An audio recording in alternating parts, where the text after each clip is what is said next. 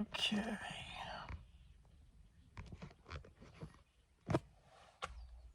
All right. Hope you're all doing well. I'll point something out. This is my dad. I'm in a truck. It's a Toyota truck. The first, that's a Tundra or T100. It's the first one with V8. He bought a new truck. My Honda died. He put me in his truck. I'm very thankful. The driver's side door in this won't open. And I was having some issues with it where it was giving me a little trouble, which means a spring or something was going awry. And my first attempt to fix, because my Honda had issue. I've had door issues with many vehicles. And you got to peel the inside of the interior stuff off and all that, and go in there and fuss around. You basically could gut it, replace the mechanisms. It's just it's a pain in the butt, but it can be done. I've had window regulators and all that had to be replaced, and I've done all that stuff. But when this was starting to happen, I sprayed some WD-40 in there, and I think the thing that when you shut it, there's a bar, and when the door shuts, this thing clips, kind of thing. And I think what I did is when I lubricated that, I think the spring was already gone.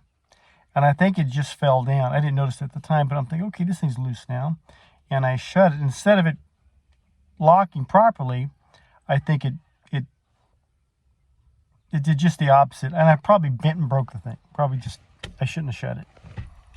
And it hasn't opened since. And I mean, it won't. I've tried all kinds of stuff to get this thing open. I called the AAA guy out one time, said, hey, I locked my keys in the car. I come out, and he goes, he came out, I explained to him what happened. He said, no, this is not, he put the metal thing in here to try to pry it open. He says, it's not your mechanism. He says, this thing's, there's nothing here you can pry this thing open with. That's not your lock. So he says, what you're going to have to do is you're going to have to go from the inside and deal with it that way. Now, I've done this before. I've fixed a lot of doors.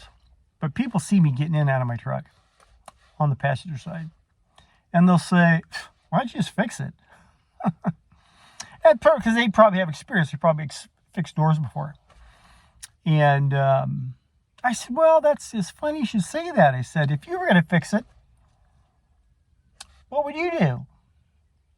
Well, it's not that difficult. You got your door, you take the panel off, this and that. And I said, well, you're going to do what? They said, well, you'll take that interior panel off of there. I said, well, okay, how would you do that? Well, I would go through those little things there. You flip them open, there's screws. I said, are you going to take the whole panel off? They said, yeah. Well, how do you do that? They said, well, you just unscrew it. I said, but the way it sits right now, with that door closed, can you take that panel off? They said, well, no, you have to open the door.